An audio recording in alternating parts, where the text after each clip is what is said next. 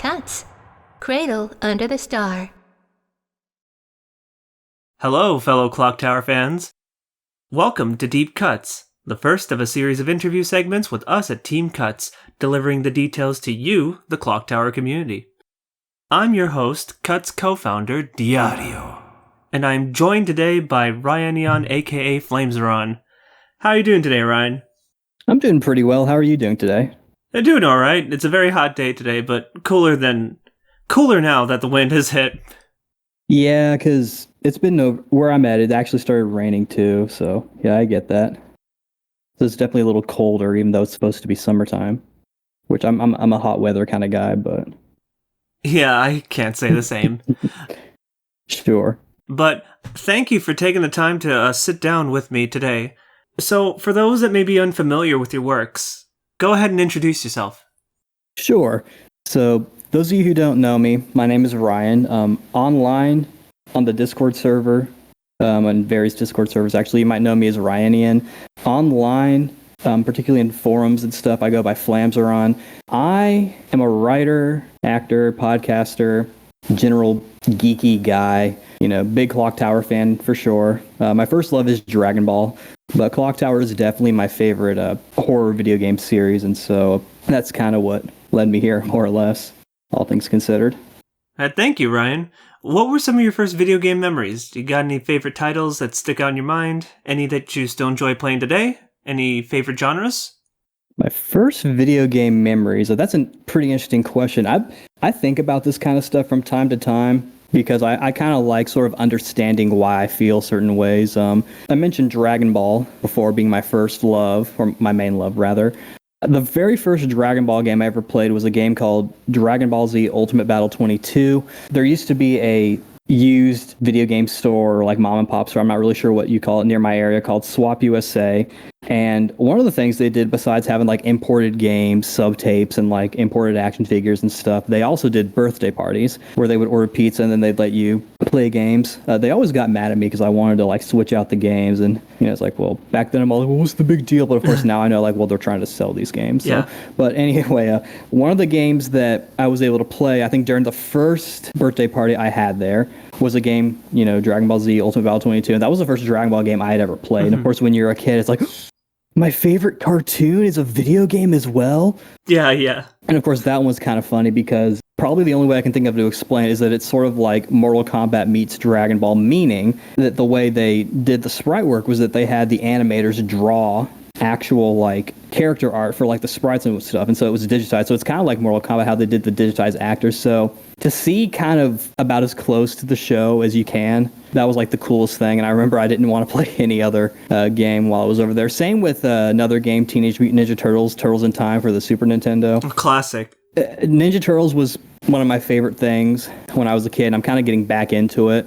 But it was sort of like that same thing to where it's like a slight tangent. I would say my two favorite things growing up were cartoons and my action figures. So to me, like a video game is sort of like combining my two favorite things into one. And when you're a kid back then, like everything just looks a lot more amazing. Like you go back as an adult and like you play it, and I was like, okay, yeah, this still looks pretty, but it's like not literally the show. But yeah, stuff like that. Stuff that I still enjoy playing today. Yeah. I kind of go in between retro and modern stuff. I mentioned Mortal Kombat earlier, so I don't know when this is going to be going up, but I'm definitely looking forward to the new Mortal Kombat game. Obviously Clock Tower as well, though I imagine we'll talk about that later on. Favorite genres? I'm definitely an action gamer. I grew up playing beat 'em ups. I like action RPGs. One of my favorite video game franchise of all time is the Tales of series, specifically for that reason.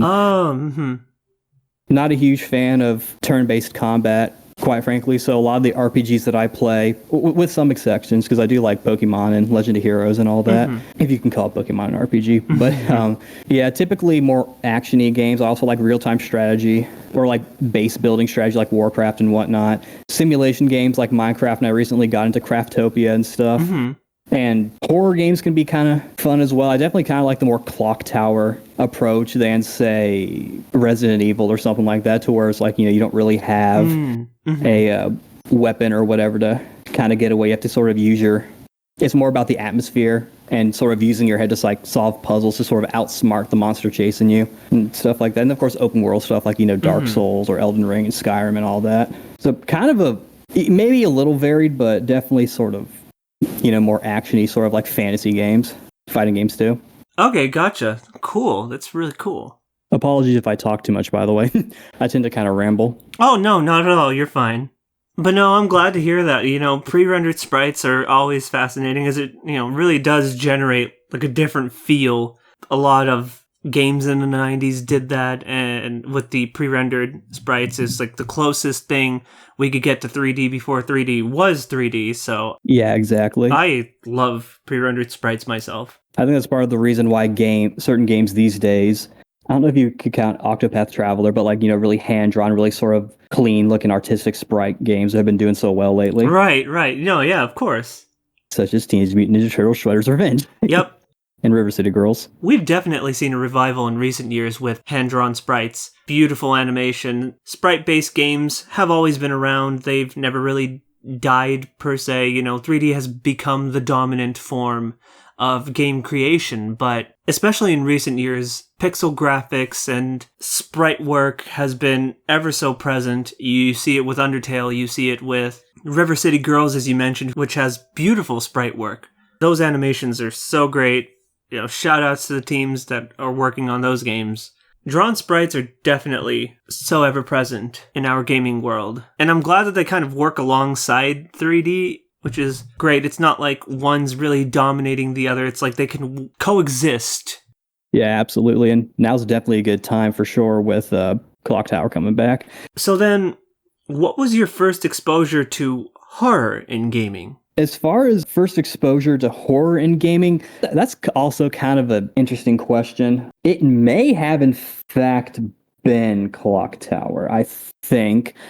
Horror is sort of a weird genre for me in that I really like it. I'm not real big on gory stuff. I like the more spooky, sort of like atmospheric stuff, like the stuff where like for example, to talk about a horror movie, I recently heard about one called Lake Mungo, which is sort of like a fictional documentary about a girl who died on a camping trip, and they're sort of like dissecting sort of like what happened and whatnot. I won't give away spoilers for that movie, but those who know about that movie kind of have an idea of what I'm talking about. Sort of like stuff to where it's like there's like stuff in the background or like different things that you can kind of take note of. Gotcha. That like maybe go, oh, wait a minute.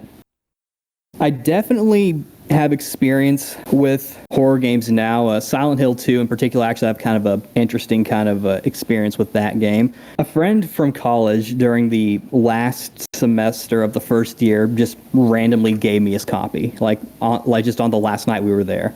Really? Don't know why. Yeah. He told me it was one of his favorite games. He just gave it to me. Oh, okay. So I have a copy of Silent Hill 2 that I've played like once or twice, just because. And then like later throughout my time in college or university, we became buddies and we started talking. And then one day he was all like, hey, by the way, do you know what happened to my copy of Silent Hill 2? And I'm like, yeah, you gave it to me. And he was like, oh, well, I bought another one. Which I'm kind of glad that he said that, because then if he wanted it back, that means I would, for the sake of my own collection, I would need to have a copy of the game. And yeah. The price on the game has kind of gone up a little bit because it's a popular game. Mm-hmm. But yeah, I think honestly Clock Tower might have been, to get back on point, might have been my first, definitely my main exposure to horror games. If I had played any others, it would have been when I was a kid.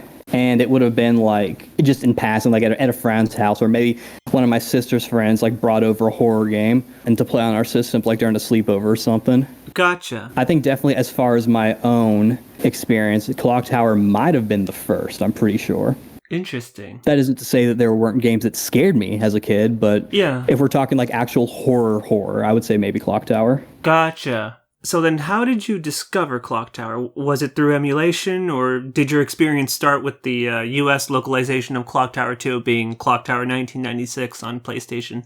I discovered Clock Tower through actually a video game magazine. I don't remember if it was Electronic Gaming Monthly or Game Pro, but this was during the time when Clock Tower 3 for the PlayStation 2, and I don't know if the game had already come out in Japan and we were getting the English version, or if we were lucky enough to have like a simultaneous release back then, but I remember seeing an article about it and reading it a little bit. And it kind of intrigued me a little bit.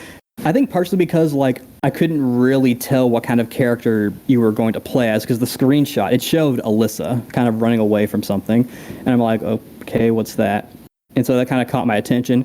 And I didn't really do anything with it. But sometime later, I got another magazine.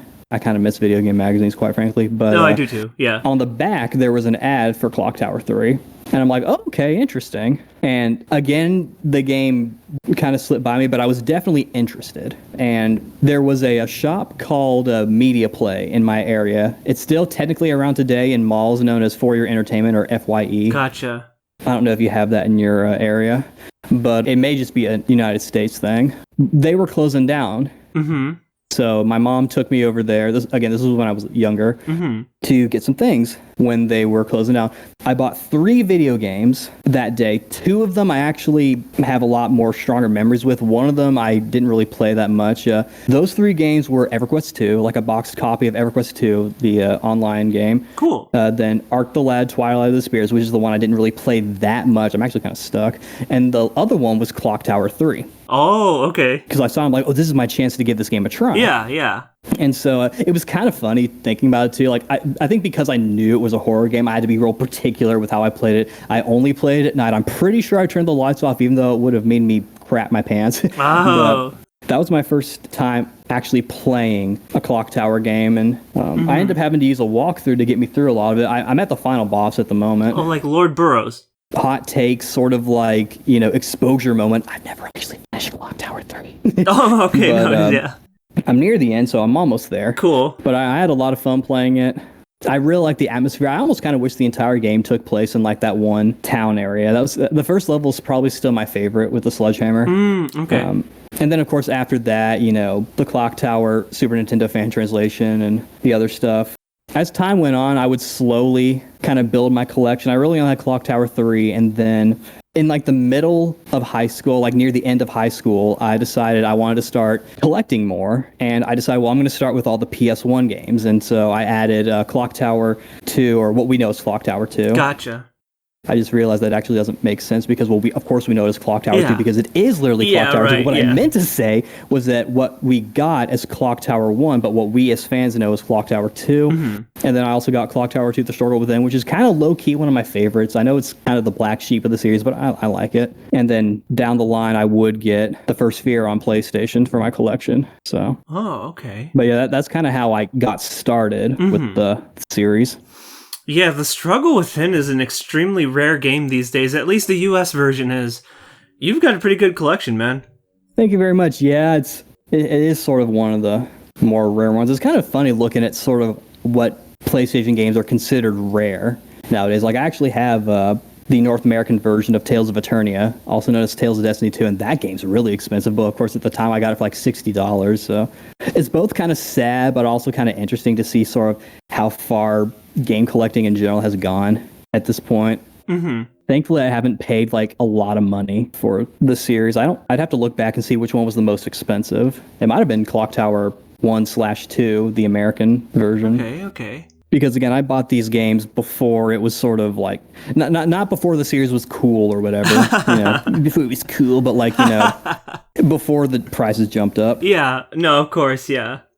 So then you were a part of doing the English translation for the PS1 port of Clock Tower, the first Sphere, correct? Yes, that was correct. I joined the team as what I think my job title has technically different names. I'm known as the editor, I believe, the script editor. Okay. I joined that through the Don't Cry Jennifer forums. That was sort of like the hub before Reddit and the server and all that. That was sort of like the place to go to if you wanted to meet Clock Tower fans and kind of connect with people. Of course. And I saw on one of the topic threads that someone was trying to do a fan translation of the PlayStation 1 version of the original Clock Tower, the first Sphere. And so like I mentioned before, I'm a writer. This was actually during school, during university or college or whatever you want to call it, where I got my bachelor's in creative writing. Writing is definitely sort of like my bread and butter, sort of like what kind of draws me to pretty much everything I'm interested in. My goal is to be a novelist in the future. I really just want to write, which is, apparent here because, quite frankly, I just offered my services like, hey, I'm a writer. Like, do you guys need help with anything? Oh, yeah, sure, we can find something for you. and they hired me Cool. as the script guy. Oh, nice. So basically my job was to take a look at the translated script from Japanese and sort of make sure it worked well in English, sort of make sure things made sense in English and made sort of, for lack of a better term, cultural sense. Because I know in translation people talk a little differently.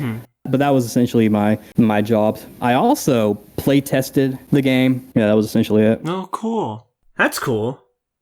Explain the translation process for those that are unfamiliar. Did you guys reference the Aeon Genesis patch, or was this PS1 translation done from the ground up? And then, what were some of the lore challenges in interpreting some of the lore text that was present in the first Sphere? Because I know the first Sphere added a few extra little tidbits in its release. Sure. The process, it's funny you mentioned Aeon Genesis, because I remember, I think the spearhead of the group, I believe, was primarily our translator. It was sort of like a duo between the translator and like the hacker or engineer of the game files. Our goal was to try to do something that we felt was a little more accurate to the source material. The Aeon Genesis translation is very iconic and very well received and quite good, but it didn't really fit our needs for what we wanted with the game. A lot of liberties were taken, from what I understand, kind of what I know about the game now, because I was able to kind of learn a bit more about the game through this fan translation, and that was sort of our how we did it. We did everything through the forum, and mainly through DMs. In fact, the script that I was working with that was actually, it was either a WordPad document or a Microsoft Word document. Both I am quite a fan of if we're talking about word processing programs, but it was a pretty low-key process. Everyone kind of worked at their own pace. Admittedly, I was probably a bit slower than I needed to be, but I tried to kind of pick up the pace, you know. As far as challenges, I'll say this, and I don't know if people picked up on it for those who kind of know the game well. The beginning part with like Jennifer and Anne and Laura and all them, that's probably where most of my edits are taking place. Admittedly, it got to a point to where it's like the script kind of read naturally enough to me to where I felt like I didn't really have to do a lot of work in that regard. But the first part, probably because I was trying to sort of feel out sort of the vibe of the characters and whatnot. There are a lot more edits there. I also think that there were more language discrepancies in that part of the game. For example, I actually did a video about this on my YouTube channel, and because I did a little video kind of promoting the fan translation when it came out. But one of the things I changed was, it's when I think she's talking to, it's either Anne or Laura. You have to forgive me, I can't remember which one was which, but she's talking to one of them. It's one of the ones that's sort of sitting in the center. I think it might have been Anne. Okay. And then Anne, or Jennifer's like, Anne, and then in the original Japanese text, she's literally saying, I wonder what kind of person Mr. Barrows is what you were going to say, right? And I felt like that's not really a natural way to say that in English. Most people, when they do something like that, they don't really start with the imitation. It usually comes after. I have heard people do an imitation first. I've heard people do an imitation and then nothing else, but it's contextually, it's more of a teasing kind of thing. And she may, in fact, have been teasing Jennifer there. But I felt like I went for the route that Aeon Genesis did, where I just kind of rewrote the line entirely to where, like, you're wondering what kind of person he is, right? Kind of thing. Whereas now, I actually probably would have changed it a little different. I probably would have just switched the order. Probably had to be like, oh, let me guess, you're going to ask me, I wonder what kind of person Mr. Barrows is. Something like that. A lot of time has kind of gone by since then, and my sensibilities as a writer has changed. My sensibilities about storytelling have changed. So quite frankly, there are some things I wish I could change. There actually is one thing that I think our translator and we had a disagreement on something, and looking back, I actually think she was right overall about how she wanted to handle it. But as far as the challenges, it was mainly just that first scene. There was another part where another character, I think it's maybe Laura at that point, she says, our teacher is slow. And I'm just like, well, that sounds kind of a little too vague out of context. So I think I changed it to Miss Mary sure is taking a while to make it sound a little more colloquial and a little more like there's a reason why. Yeah, that does sound more natural, yeah. Exactly, yeah. More why she's more commenting on, you know, what exactly is making Miss Mary slow in that situation. It's not necessarily like, oh, she's just being slow. It's like, well, she's being slow because she's taking a long time to get back to the girls and be all like, okay, let's all go to your room and have a birthday party. We got Papa John's or whatever. Yeah. And then there was one more with Miss Mary. You could say it's like this one I actually had to play this part of the game to actually see the context, because in text I didn't understand it. I think the line was all like, "You shouldn't have done that for killing my little boy," or something like that with Miss Mary. It's sort of like her "I'm crazy" actually moment. Right, yeah. And I had to kind of play the game to sort of make that work, because I didn't really understand the context. Because I had played the game before with using Alan Genesis translation, but it had been a while. I kind of jumped into the translation without having a lot of memory of the game. The game's not really that hard either. Not terribly, no. So it's not like playing through it. In my opinion, it's not that hard. Of course, I like Dark Souls, so maybe my idea of hard games is a little misguided. Oh no, this game isn't hard. No, it's your fault for not taking into account that the character movement makes you fall off the edge. Hello, Dark Souls 2. Yeah, I'm a little salty. No, it's valid. Yeah, but otherwise, the editing and sort of like the interpreting the lore and stuff wasn't really that difficult. I mentioned it earlier. The thing that the translator and I disagreed with was involving Miss Mary. In the original text, she is only referred to as teacher, probably sensei in the actual Japanese. And I was having her just be Miss Mary, because I was making the argument that, like, well, and that's one of the things she disagreed with us on. And I probably could have worded myself a little bit better. I kind of went into it a little too strong, I think, but I was basically saying that, like, I felt like for speaking English, like, we don't refer to our teachers as, teacher or instructor necessarily. Not unless we're just kind of mentioning them, like, in passing, and it's sort of like, well, this person is my teacher. So I made the argument that, like, well, we should probably use Miss Mary, because that's kind of just how it works in English. We don't say just, like, teacher when we're just trying to address them and stuff. We ultimately compromised, depending on the character. Jennifer usually would alternate between teacher and Miss Mary. Though, like I said, looking back, I actually think our translator was right to just do teacher, because it's more interesting that way. Because then it's like, well, you don't really know. You know, but you don't know. It'd be like, oh, Batman is Bruce Wayne. It's like, well, yeah, you probably know that, but like it makes it a little more fun if you kind of pretend that you don't. And also, for the sake of horror, it's a little more vague, because it's like, I guess you could also make the argument that, like, well, Miss Mary doesn't necessarily live there, because I guess sort of like, the big twist is like, well, this is her thing. This is her game of revenge, in a way. Or she's trying to do something. But you could say one of the twists of the game is that, like, well, Miss Mary actually lives here. Yeah. She essentially kidnapped, 4 people. But so on that idea, the scene that comes in mind is when Jen is, I don't remember what room she's looking at, but there's a bottle of perfume. And the text she says is, this smells like our teachers. Right. This smells like our teacher, Miss Mary, Gotcha, yeah. It's like, it's the way I did it with the whole Miss Mary thing, it's too on the nose, and I feel like going more vague would have made more sense. So I think our translator was actually right on that. And if they happen to be listening, I just want to say I'm sorry, but either way, that's sort of how we went about it. It'll be kind of interesting to see how Limited Run Games handles the translation of the new one, the new version of this old game. Right. Yeah, we're definitely interested in seeing how the translation work is going to go for the upcoming release. But before we get to there, I wanted to ask you, how active was the Don't Cry Jennifer forums, and by extension, like the community, when you guys were working on your translation? I know that the Clock Tower fan base was big and booming, specifically like around mid to late 2000s, up until like about the early 2010s. So yeah, if you have any memories of that, I'd love to hear them.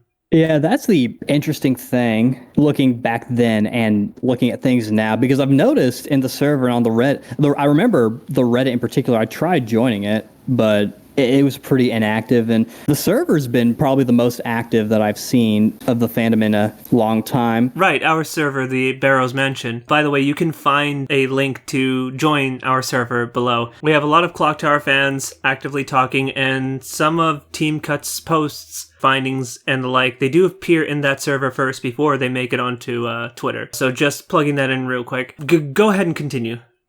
With that being said, the Don't Cry Jennifer forums, there was a time where it was probably more active. I would say around when Nightcry was a thing, Nightcry is when I noticed that the forums were kind of dead. I think it had sort of died down a while ago. I remember I made a topic or a thread or whatever, a post, one of my last posts over. I still have an account there, and I actually still have the page bookmarked. Cool. On my browser, just in case I want to like go there and like just see what what the hippity happenings is going on over there. course. But the forum kind of, I think also just because forums in general just aren't really that popular anymore. It kind of died down a bit. There was a time to where like that was the place to go to, besides maybe like a small game facts or game FAQs. All game facts. Wow. However you like to say it. Group. Throwback. The Clock Tower community in general, as far as I can tell, has actually kind of grown a substantial amount. Back then, it didn't really seem like people were really doing a lot with it. It's kind of funny thinking about it, how the Super Nintendo fan translation was sort of like the big thing for a while. And then like the PlayStation 1 that we did came out. And then later there was the PC one, in fact. And we need to do a Wonder Swan one so that we can actually, come full circle. Yes. And now, of course, we're getting the game officially in English. Thank you, Limited Run Games and WayForward and Capcom and Sunsoft. But I've been really happy to see the community kind of thrive and get more popular these days. And we've got individuals like you as well who have been like digging into like the development and sort of like the behind the scenes stuff. That's been really cool to look into. So thank you for doing all that for us. No, thank you guys for continuing to support us. We do what we do just out of pure love for the series. We're just a fan-driven community. I mean, we're a community created by fans for fans. For the past 3 or so years, we've just been dedicating ourselves to preserving as much of the history of the series as possible in order to just celebrate the series as like it had been like a dying fan base for a while, and in recent years, as prior to the WayForward announcement, had been slowly growing, and we're just happy to be a part of that. So thank you. And I saw in the server someone made a video about sort of the development history of Clock Tower 3. I had no idea that they had actually gotten like a famous like Japanese film director to direct the game, and sort of Kinji Fukasaku. And then looking at it, like, it kind of makes sense why it felt very sort of, I don't want to say something not culturally accurate, so I'll say like the style of the acting and like the actual motion captured cutscenes seemed very sort of like theater-esque to me. So looking at that history, it kind of made sense. And it kind of, to me, it makes Clock Tower 3 sort of like a very interesting game in that, oh, dang, this is one of the early times of video games being treated like movies, which is sort of the thing now. It's like now you hire voice actors, but like, okay, I'm going to the booth now. Oh, wait, what are you talking about? No, here's your little face camera thing so we can watch your face, which is attached to a studio microphone that's off in the corner. And also here's your full bodysuit with like the mocap balls on there. Because, just kidding, you're actually doing a full-on acting role. Yeah.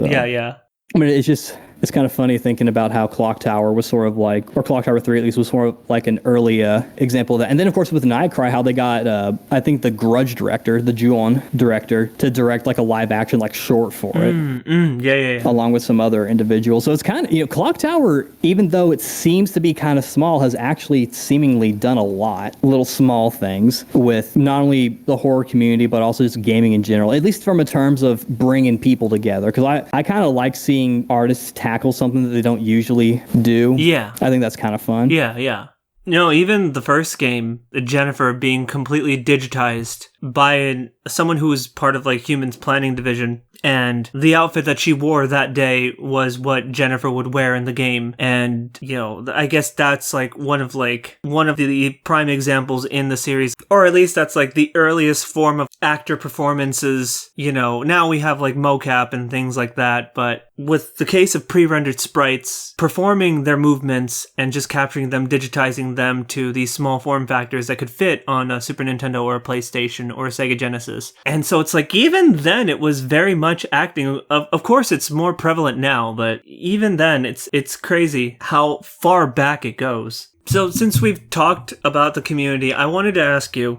what do you think it is about the Clock Tower games or the related games such as Haunting Ground or Nightcry that works enough to have generated a fan base like it? I think with Clock Tower in particular, part of it I think might, on a smaller scale, I think it kind of depends on who you are as a person, but I think the vulnerability of the Protagonist kind of adds to it because, I mentioned Clock Tower 3. Well, who are you playing as in Clock Tower 3? A British schoolgirl. Who are you playing as in Clock Tower The Struggle Within? A Japanese schoolgirl. Who are you playing as in the original Clock Tower? An orphan girl who dresses like a schoolgirl. So it's like the vulnerability, I think, of the Protagonist kind of puts you in the mindset a little bit. I think also the atmosphere I mentioned with Clock Tower 3, that first level, I say level, but that sort of ruined town with the sledgehammer guy chasing you, that's something that's kind of fun. And even the other levels are kind of like have good atmosphere. To me, it always kind of felt like you were in like a small corner of like a much larger sort of like scary area. And you never quite know what's lurking in the shadows in that sense. And then you've got games like the original Clock Tower and then The Struggle Within or Ghost Head, where it takes place in a single location. And Ghost Head, it's the Alyssa's house. And then with Clock Tower 1, or the First Sphere or whatever, it's, the Barlow's mansion, or Barrow's mansion. I don't know why I said Barlow. It goes back and forth. It's like Burrows, Barlow. And you mentioned Haunting Ground. It's sort of the same thing. I haven't actually played Haunting Ground yet, because that game is also crazy expensive. Yeah, it is. Yeah. And I was not smart and waited until a long time to even consider getting the game. And of course, now it's like, even the European version is like $100, which I think says a lot. Because usually, not really a low-key unspoken rule with video game collecting. For the Sega Saturn, for example, it's like the Japanese games are a lot cheaper than the American ones, where in this case, the game is so rare now. They're like, well, if you want the British version, well, too bad. Or the European version, too bad, $100. If you want the Japanese version, too bad, $200. If you want the American version, too bad, $300. And Nightcry, they did other locations as well. And by other, I mean like one. But when you're on the cruise ship, that's kind of making the player feel isolated while also giving them a lot to work with in terms of the location. Because, like a big ship, like there's a lot to explore on that ship. I mentioned there's a lot to explore on that mansion. Yeah. So I think being able to put the player in sort of like a vulnerable state by, I'm playing as this kind of character. I don't see a weapon with them. They're not a trained warrior or anything like that. They can't go Super Saiyan. So there's not really a lot that I can do to defend myself, but I can maybe outsmart them. And so I think that's the reason why games like Amnesia, The Dark Descent and whatnot, and Remothered as well. Yeah, Remothered, have done well. Mm-hmm. And of course, there are games like Silent Hill, where it's like, well, you can do some combat, but it's more of like a, if you have to kind of thing. And then like Resident Evil, to where it's like, well, you need to make sure you survive too. And, you got your little gunny gun. I think also in terms of Clock Tower, particularly the Super Nintendo game, I think there's also maybe a fan base of people who maybe kind of like sort of like those classic sort of like obscure Super Nintendo games. Well, definitely, yeah. Which is kind of funny. We live in an era to where like most, if not all, of the big ones have come out in English. Because, I mentioned the Tales of series, Tales of Fantasia. That was a classic, fan translation. And of course, we got the Game Boy version. Yeah. So not quite the same thing, but, that. Then I mentioned River City Girls. That was sort of like an oddball with, River City Girls Zero, which is another Kunio-kun game from the Super Nintendo, kind of repurposed and such, but, still kind of retranslated. Then, of course, Seiken Densetsu 3, which we now know is Trials of Mana.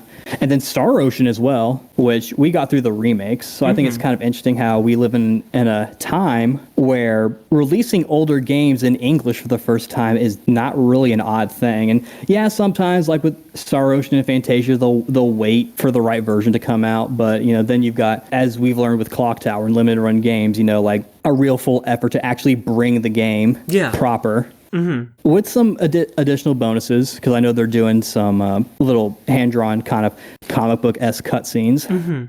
So I think that's pretty cool. But yeah, I think the Clock Tower games do really well at having you could maybe argue it's a little more realistic in a way, because you're just playing as like just a regular person without like any magical powers, except for Clock Tower 3. And I guess Ghost Head as well, because No, yeah, I would definitely agree that Clock Tower does provide like a sense of realism, in the sense that, you do really start out with the first game and the second game, and to an extent Ghost Head, with lack of resources. It's like a run and hide situation. Like, how will you navigate? And that's really kind of one of the aspects that brings the tension and fear in horror games such as this one, that has inspired a lot of other creators in the indie market, with Retcher and the Remothered series. And now with By Sweet Carol, Ladies of Sorrow, a bunch of others. I could just go on and on and on, but we only have so much time that I could talk about it. But yeah, no, it is, I would agree, it definitely does feel realistic for this series, and I think is like one of the main draws for me personally.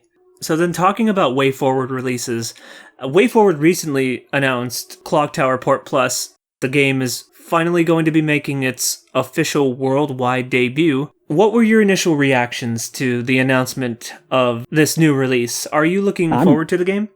That came at a very good time, because after work, when I come home, I usually like to look at like video game news and stuff. And the first thing I saw actually was the Gex trilogy. So I know Limited Run Games was doing a thing where they were doing like a little expo thing. And I think the last thing they announced was the Gex trilogy. And I was already excited for that. And then I scrolled and, oh, Clock Tower. Like, wow. Like that was like the coolest thing. Like, two franchises that I love a lot for different reasons were getting some sort of re-release. I don't really have a lot of experience with the Carbon Engine thing. So I know that's sort of the big thing that Limited Run Games is doing towards.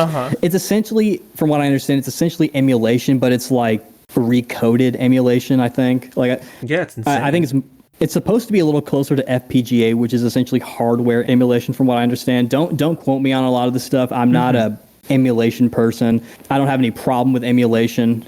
I just don't really use it that much these days. But from what I hear and from what I understand, I don't know how well it works in practice, but apparently this Carbon Engine thing is supposed to make the game run closer to if it was made for the specific system in mind.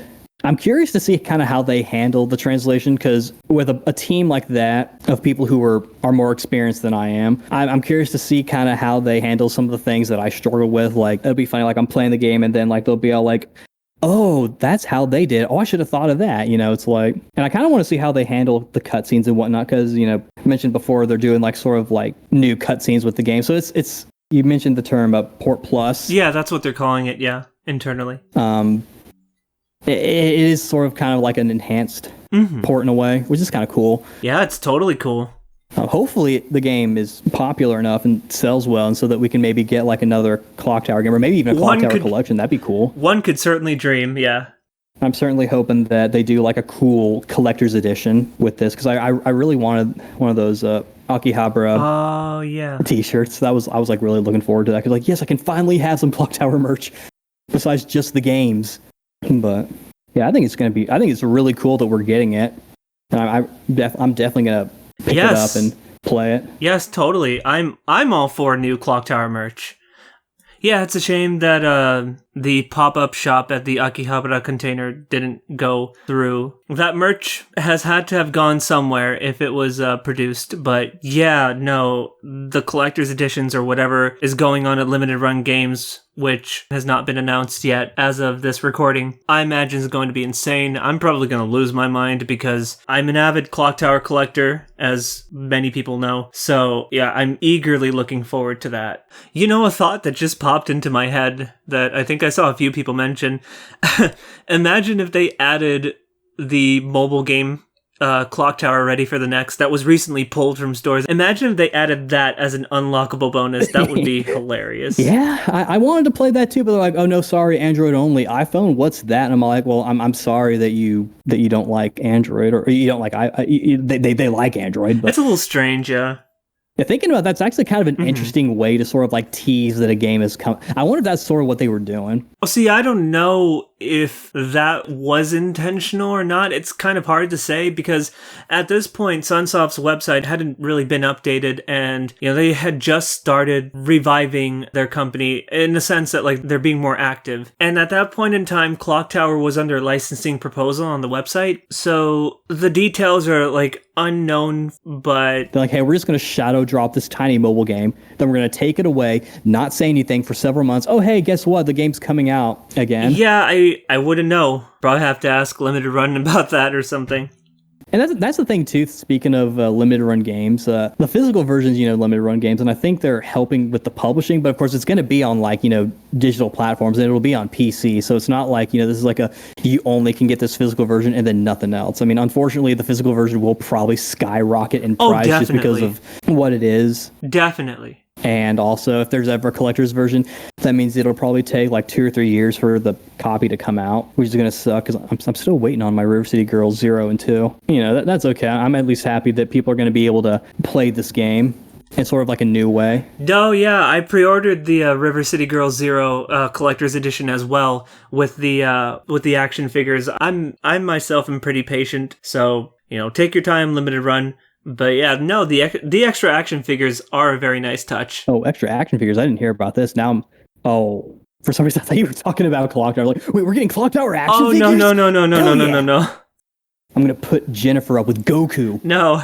Donkey Kong. That would be hilarious if we ever get any kind of like Clock Tower figures of any kind. Officially. Yeah. But I was talking about River City Girls 0. I feel like if they do, I could see them do a Clock Tower one, but it's probably going to be all like, hey, here's a little acrylic stand of Jennifer doing her praying pose, and then here's a T-shirt with that same praying pose on here. Mm-hmm. Here's the little Clock Tower necklace thing. We cut off a lock of Jennifer's hair that you can have. Just kidding.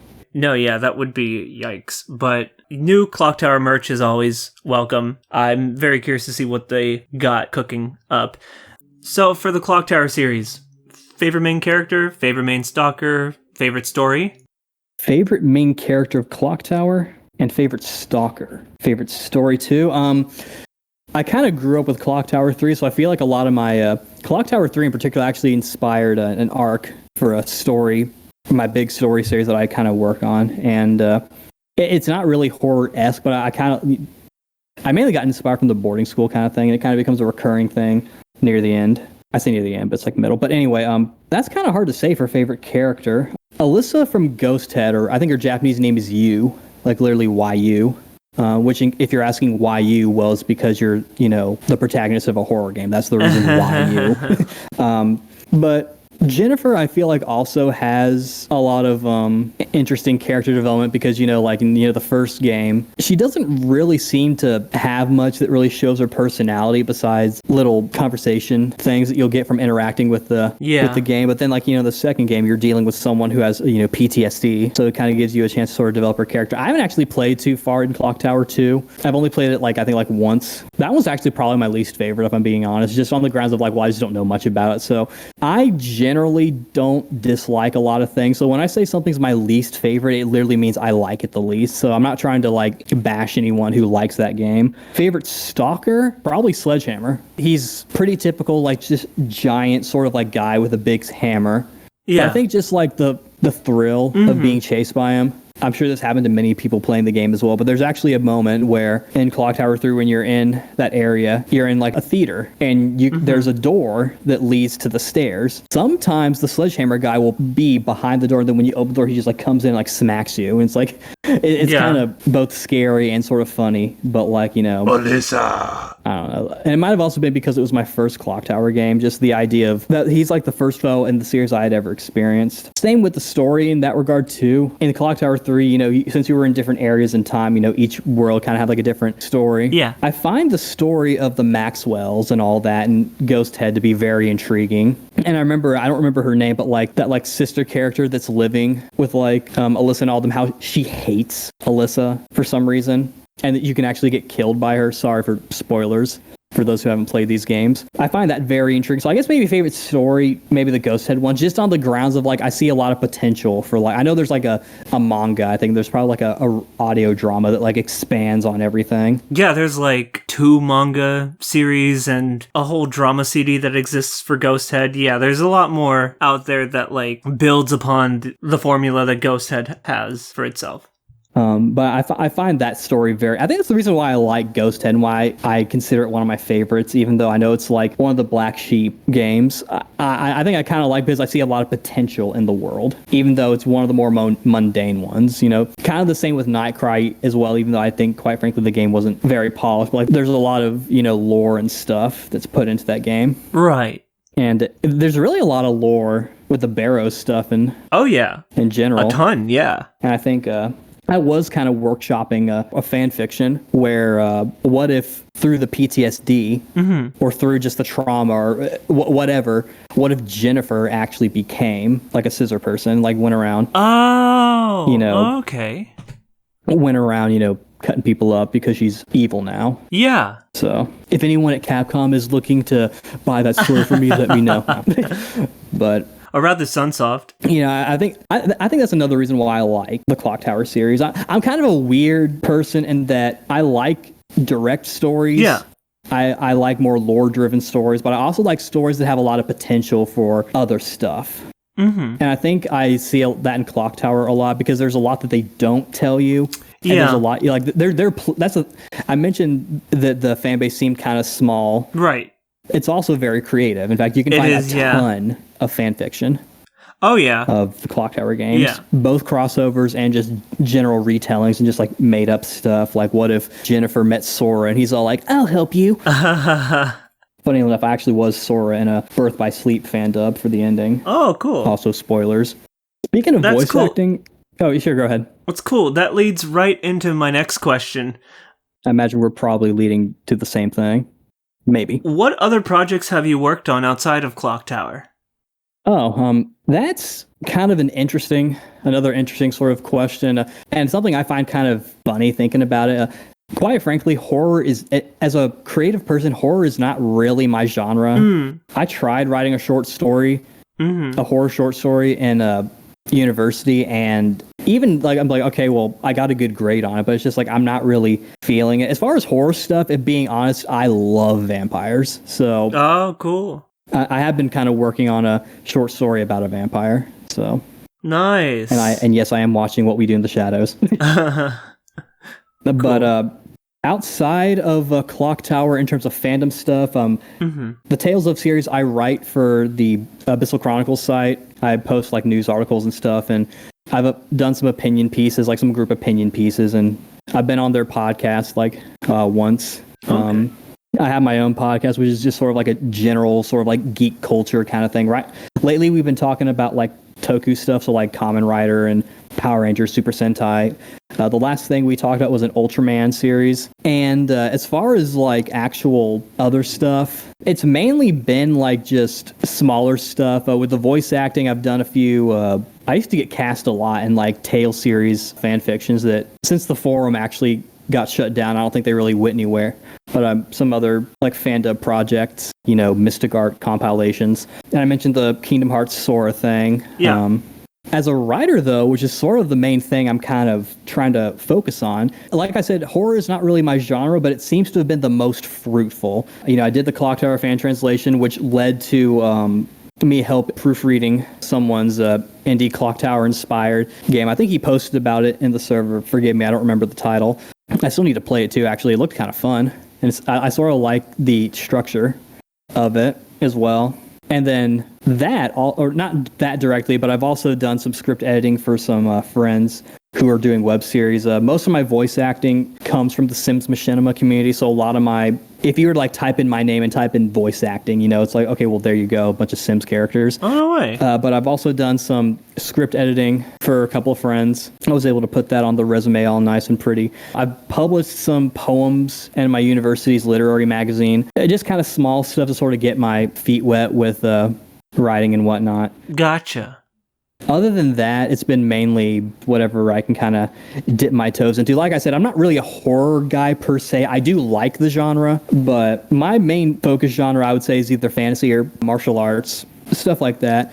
I don't see Clock Tower ever going in either of those directions. It'd be cool. I know for Fatal Frame, one of the Fatal Frame games had DLC to where you played as one of the Dead or Alive characters. So it's just like, why is she using like this magic staff when she can just kick all the ghosts to death? But... right. Yeah, that's been mainly my experience. Mentioned my big story series. That's kind of hush-hush right now because that's sort of a little surprise kind of thing. But yeah, I do things sort of here and there, mainly. Just kind of small stuff. Nothing really huge at the moment. Oh, that's cool. Yeah, thank you for sharing that. Kind of funny how there aren't really too many. There might be some, but I don't think there are too many Clock Tower voice acting projects. No, there aren't that many, no. There should be some. That'd actually be cool. That would be cool, yeah. I know people have tried to fan translate the novels. I'm interested in because I kind of want to see what there's available. But yeah, for the most part, it just seems mainly like just translation stuff for the time being, or just like original art. Like I remember on DeviantArt, someone had posted like a crossover between Outlast and Clock Tower. Oh, I didn't see that one. Which was interesting. That's cool. Yeah, more Clock Tower dubs would certainly be interesting to listen to. Who knows, maybe like collaborations with Outlast or Dead by Daylight. They sound like they'd be fun too. Yeah, I think so too. Yeah, that actually would be really cool if they did Dead by Daylight. I play a little bit of Dead by Daylight, and I know they have like Michael Myers and stuff like that. Right, yeah, they've added them, yeah. That'd be really cool. Oh, it would be totally cool, dude. The horror genre in general seems to be kind of making a huge comeback. Silent Hill is getting, a new entry, and Silent Hill 2 is getting a remake, which is cool. Right. So I think honestly, that's probably what they were thinking too, if I'm being honest. I'm sure other people have said the same thing. I think like because we're sort of in like a little, not really renaissance, but like more survival horror games are coming up and more revivals of classic horror games are coming back. So they're thinking like, oh, well, this is a perfect time to be, this Clock Tower thing will stick. And I hope it does. Yeah, hopefully so. There have been a lot of great horror projects that have been revealed over the course of this past year. The Silent Hill announcements, the Clock Tower worldwide debut, now with Resident Evil 4 Remake finally getting the Separate Ways DLC. A lot of the indie stuff, such as Bye Sweet Carol, again, Ladies of Sorrow, so many others. I'd say this year is a good year for horror. So are you currently working on any fandom or personal projects? And where would people be able to find you for updates on such projects? As far as in the fandom or in different fandoms in general, not really too much at the moment. Mainly just like small stuff. I don't know if it counts as a specific fandom in general, but I do have a blog that I post on every once in a while. I need to be more current with it, but I post about my collecting hobby, like little collection haul posts. It's a WordPress blog. You can find that on flamzeron.wordpress.com. I would say that's sort of my main hub because I have pretty much all my information on there. I even have like a little thing on the Clock Tower fan translation over there. Gotcha. There's also the romhacking.net page about it, which is kind of cool. Okay, cool. Other than that, most of my other socials are just like my regular socials. I mentioned my YouTube channel. I go by Toske on YouTube, kind of like Sasuke, but a T instead of an S. That's where I'm on probably the most because I like to watch a lot of stuff and comment. Right. But also I've posted several videos over the years. And other than that, I'm not really doing a lot, mainly just trying to do my own thing, focusing on myself and my hobbies. Just different stuff. I do have I know Twitter's kind of going in a weird direction, but I'm on there at Flamzeron. You can find me on most places as Flamzeron. Gotcha. For the longest time, that was my big username. I've kind of switched over to the Ryanion thing now, or just Ryan at this point. Okay. And you can find me as Ryanion on different places. My Steam is Ryanion. Mainly wherever you can find me. My main sort of social media is Instagram, where you can also find me also at Flamzeron. I'd say my main social medias are YouTube, WordPress, and then Instagram, if you're looking to find me and talk to me. Gotcha. And of course, if you happen to be in the Clock Tower Discord server, you'll find me there as well, and other Discord servers. Well, cool. We'll have links to your work in the description below, so if you want to check out more of Ryan's work, check our description. We'll have links there ready for you. So then to close, is there anything you'd like to say to our viewers and the Clock Tower fans that may be listening in to this interview?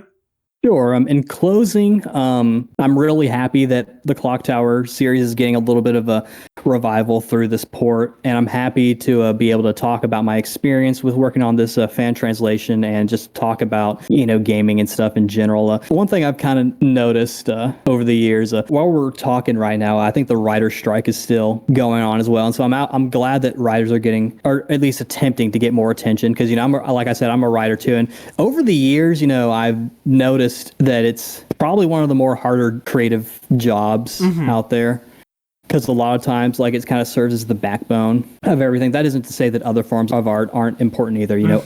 Visual art's very important, right? And auditory art like acting and singing and stuff, or voice acting and singing and stuff, that's also very important. It is, yeah, very much. But I'm glad to have been a part of this fandom and this franchise in a bit more substantial way. I feel like it's kind of also helped me sort of further my career as well, at least to a little bit, because like I mentioned before, the fan translation led to me helping someone with their indie game and stuff, and that's something that I enjoyed doing, because I like looking at stories and analyzing them and saying well, what can I do to sort of I don't want to say make it better, because it's more about what can I do to sort of my approach to making it better, because everything's different.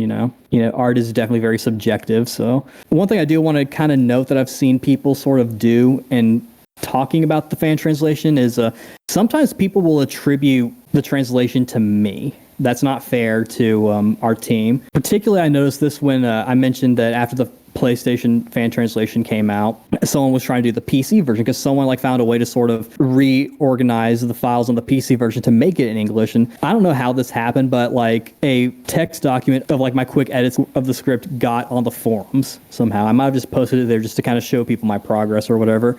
But someone found that and they on their blog put it in their game. Oh, that's cool.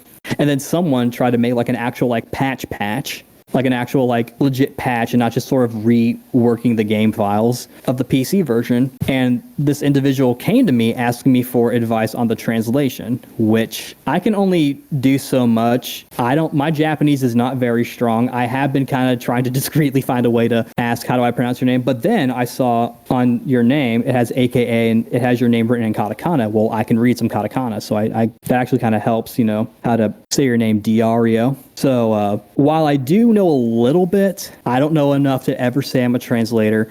At most, I could probably guess what someone is saying if they speak to me in Japanese, and they'd have to speak a little slowly, and I'd have to be listening pretty hard. So I want to make it clear that I worked on the text. I'm a English writer. I'm not a translator. So I hope that people don't, when they're looking at our fan translation, that they don't attribute everything to me. Because one, that's not really fair to the staff, and I know they don't. I know that for the most part, people haven't. Right. I remember there was a review on the romhacking .net page, and it was a positive review, and everyone seemed to kind of got their due credits, which I'm glad. And I'm just happy to have helped out with the project. And I don't know if I necessarily see myself working on fan translations in the future. It kind of just depends, It was just kind of the opportunity was there. I like the series. I want to help. I want some writing experience.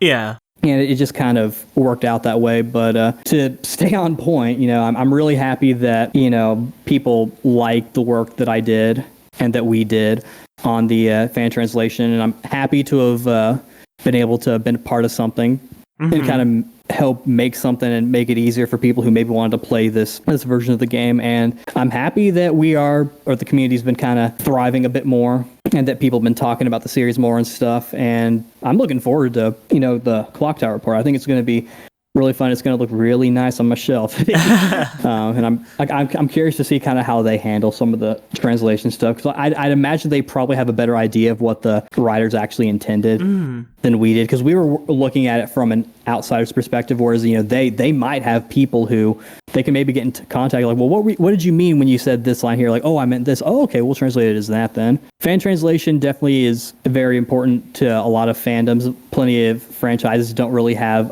any other options besides fan translation stuff. The Dragon Ball community has a lot. The communities can be a little toxic at times, and sometimes I think there's some egos. I try not to be that way. I definitely slip up every now and then, but it's just all good fun. I'm looking forward to seeing what we get next from good old Clock Tower. Yeah.